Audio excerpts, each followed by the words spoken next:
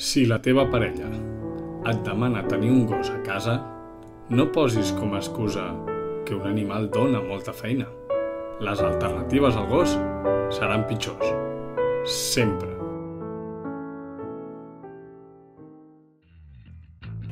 Un rare avís. La naturalesa del nostre convidat d'avui s'escapa als estudis de molts biòlegs. Costa descriure'l, però s'explica més ell sol. Només començar l'episodi ja ens ha demostrat... Hola. Què tal? Hem de parlar.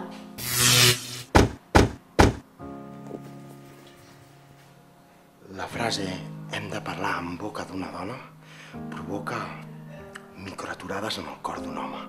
És com ferides que no tenen cura, cicatrius que l'acompanyaran de per vida. Hem de parlar o t'he d'explicar una cosa són sinònims de conversa sobre infidelitats. Però el cas d'avui ha de ser més greu. He entrat per la porta de casa, abans la de l'ascensor i abans la de l'escala. Totes de diferents alçades i en cap cas les banyes han estat un impediment. I sembla que no és el cas d'avui, perquè això no vol dir que no pugui passar un altre dia.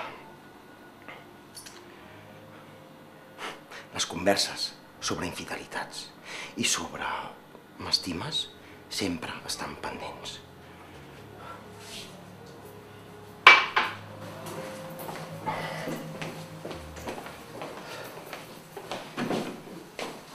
Molt bé, ara en parlem.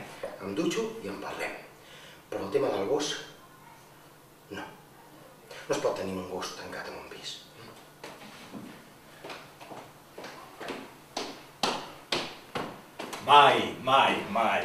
Mai és molt de temps. No et dones compte que cada vegada que dius mai t'estàs sentenciant?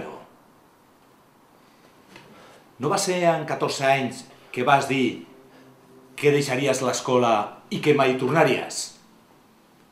Respon. Fill, respon, que no és un interrogatori. Que respondes! No li cridis al meu. Sí, és cert. Sí, és cert, sí. I no només vas tornar a l'escola, sinó que ara ets mestre.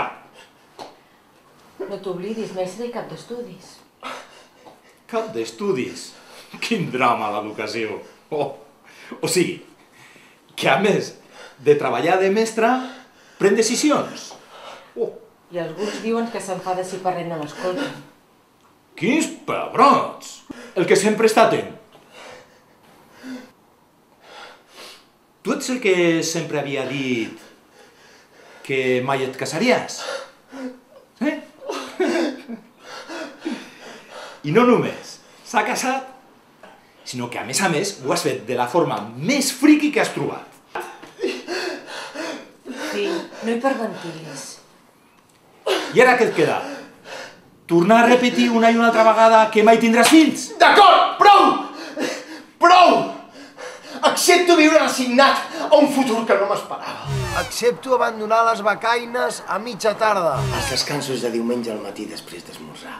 Les tardes de sofà mirant la tele sense atenció. Les eternes sessions d'edició de vídeo. Els viatges express a les finals de la Champions. Accepto anar de vacances al càmping perquè és on millor s'ho passa.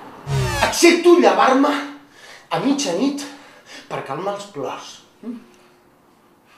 Accepto despertar de bon matí a l'hora que em decideixi. Accepto ser el segon, el tercer plat, m'és igual. Això sí, no penso netejar un sol cul en la meva vida. Mai!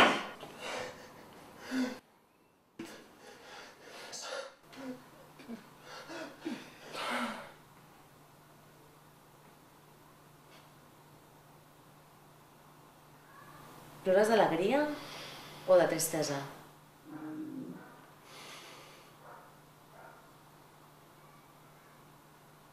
Ja t'ho diré d'aquí uns anys. Tinc depressió prepart. És un concepte que no sé si existeix, no sé si s'entén. És una sensació d'aturada muscular. d'immobilitat corporal i cerebral.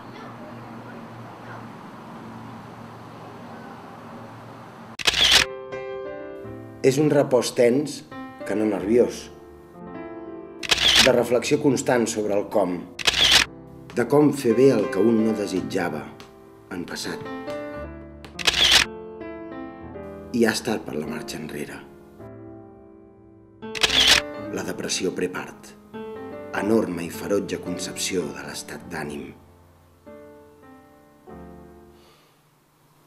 Vinga, anima't. Ànims.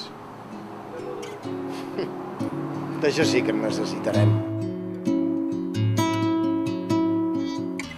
Reposa aquest dia tan llarg, de tantes sorpreses, detalls, de jocs a provar, de moltes vivències davant, cançons diferents que no has sentit abans. I relaxa els teus ulls tan inquiets, ja és hora de cantar el non-non i entrar en el descans, per dormir tranquil, per somiar, per entrar dolçament en el teu son tan blanc.